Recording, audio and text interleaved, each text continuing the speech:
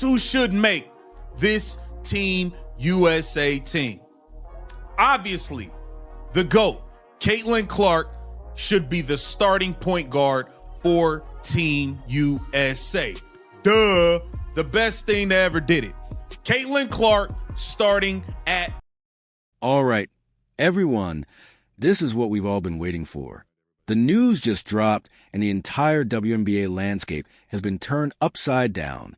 Caitlin Clark has officially been named captain for Team USA, and the reactions from rival players have been nothing short of fascinating. The big question now is whether these veteran teammates will fully rally behind Clark's leadership, or if this decision is about to spark serious locker room tension. Let me know what you think in the comments. We have been patiently waiting. We only got 13 games last season. They strung us along all year and told us the girl was day-to-day, knowing the girl wasn't playing. Caitlin Clark is officially back. Uh-oh, SpaghettiOs.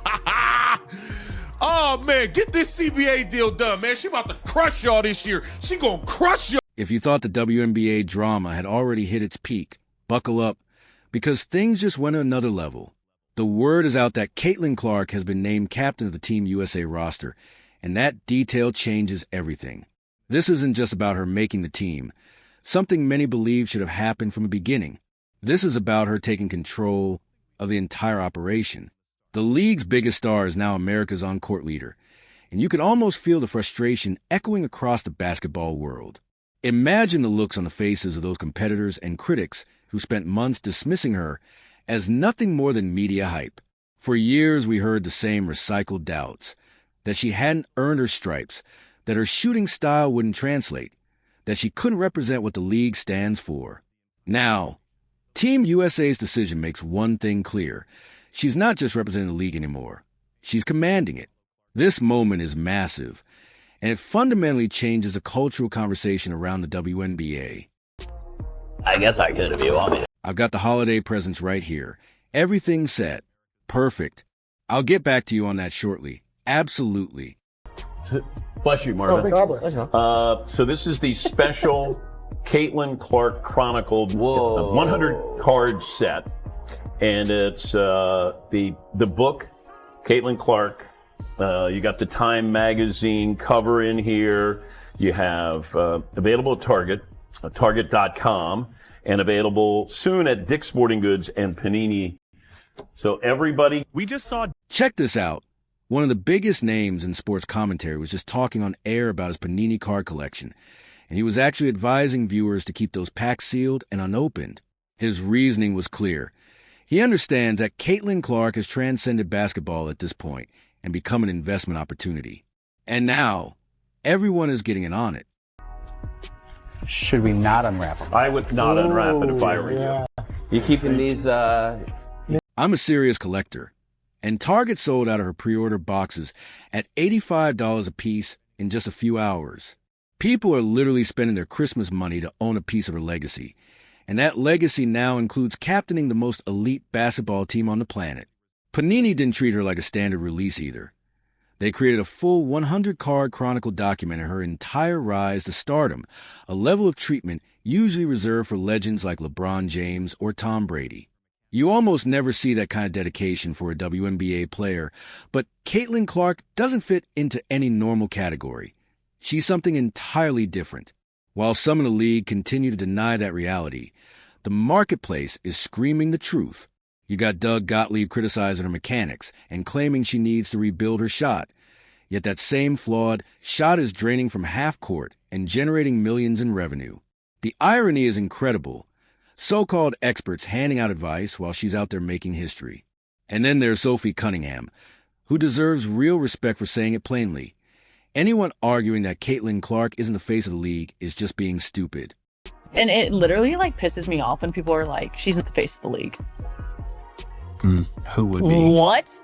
Sabrina? No. No, there's really good, well-known people in our league. I'm not discrediting them. We have a lot of badasses in our league. Yeah. Hell yeah to that. I'm all for that. But when people try to argue that she's not the face of our league, Yeah. or if our league would be where we're at without her, you're dumb as shit. That statement wasn't subtle at all. Sophie Cunningham made her position unmistakably clear. She's done with the nonsense and tired of watching people diminish what's happening right in front of everyone. She gains nothing from defending Caitlin Clark. She doesn't play for Indiana. She doesn't profit from jersey sales. She's simply a player fed up with denial. Sophie knew the backlash was coming, that critics would bring up names like Sabrina Ionescu or Aya Wilson, and she acknowledged their greatness as competitors. But she also made an important distinction. Being elite at basketball and being the face of a league are two very different things. The face of a league is a player who pulls in non-fans, inspires companies like Panini to create exclusive collections that sell out instantly, and gets chosen to captain Team USA because they become the gravitational center of basketball culture. Rivals thought they could contain Caitlin's influence with hard fouls, cold shoulders, and resistance, but instead she's standing at the summit wearing the captain's armband. The irony is striking. Every attempt to minimize her only amplified her impact, like trying to put out a fire with lighter fluid. This reality becomes even more significant when you consider the upcoming CBA discussions. Players are rightfully demanding better pay, travel, and conditions, but that new revenue comes directly from the Caitlin Clark phenomenon. Sold-out arenas, shattered TV ratings, and sponsorships that didn't exist 2 seasons ago. When negotiations begin, it's impossible to ignore that Caitlin helped create the profits now being divided, all while leading the national team.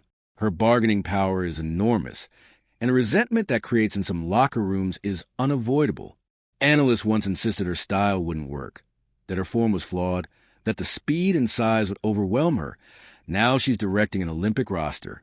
Even while keeping a low profile in Indianapolis and focusing on her craft, she dominates headlines without chasing attention. That's leadership. Meanwhile, others work overtime on social media and still can't compete with the buzz from a single Caitlin Clark card drop. Sophie Cunningham understood what many refuse to admit. You don't elevate a league by pretending all popularity is equal. You maximize the superstar while the moment is blazing. The data, the markets, the fans, and now Team USA have all spoken. Caitlin Clark as captain isn't just a title. It's a definitive statement about the future of the WNBA.